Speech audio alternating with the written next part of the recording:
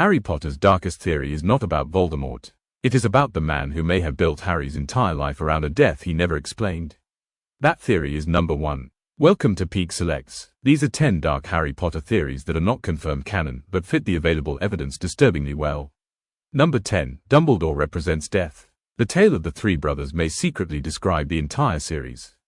Voldemort resembles the eldest brother. He seeks unbeatable power through the Elder Wand and is eventually destroyed because of it. Snape resembles the second brother. He spends his life mourning a woman he cannot bring back and ultimately dies because he cannot release the past. Harry resembles the youngest brother. Protected by an invisibility cloak, he eventually accepts death instead of running from it. Dumbledore owns all three Hallows at different points, and waits for Harry after his apparent death. That makes him the figure who unites all three men, Death himself. Number 9. Sorting Hat helps create dark wizards. Hogwarts judges children when they are only 11 and places them among people with the same dominant traits. A child sent to Slytherin is immediately surrounded by students from families obsessed with blood status. The rest of the school expects that child to become dangerous, while Slytherins learn to view everyone else as hostile. That creates a closed system where prejudice reinforces itself. The Hat may not simply identify ambitious children. By isolating them and giving them a permanent identity, it may help produce the behavior everyone fears. Number 8. Harry's first year was a controlled test. The Philosopher's Stone was protected by challenges that matched Harry, Ron and Hermione almost perfectly.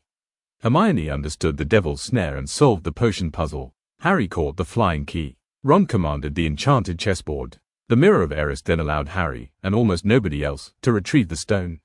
Dumbledore had also returned Harry's invisibility cloak and knew that Harry had already discovered the mirror. The theory is that these obstacles were not intended to keep Harry out.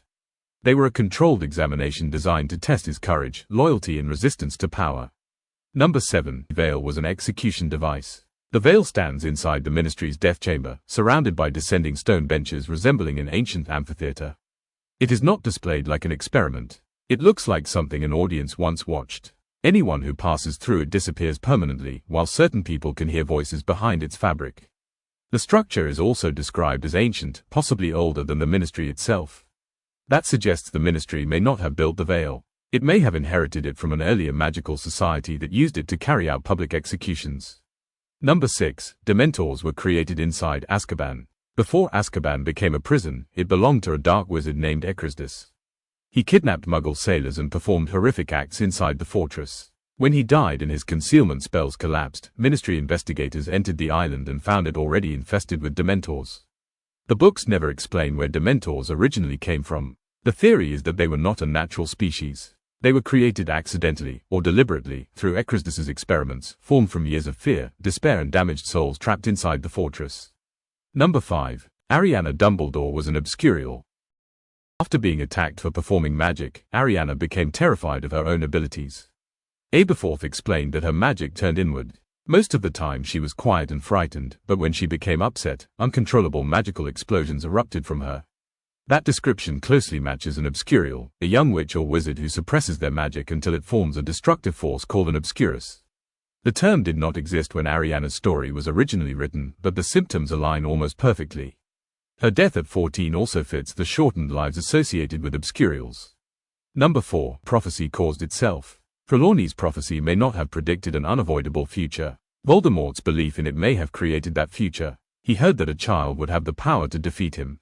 He selected Harry, murdered his parents and attacked him. That act marked Harry as his equal, transferred part of Voldemort's power to him and created the person capable of destroying him. If Voldemort had ignored the prophecy, Harry might have lived an ordinary life. The prediction became true only because Voldemort tried to prevent it. Number 3. Dumbledore knew what the Dursleys were doing. McGonagall warned Dumbledore that the Dursleys were terrible people before Harry was placed on the doorstep. Arabella Figg was later positioned nearby to watch Harry, and Dumbledore eventually admitted that he knew Harry's childhood had been miserable.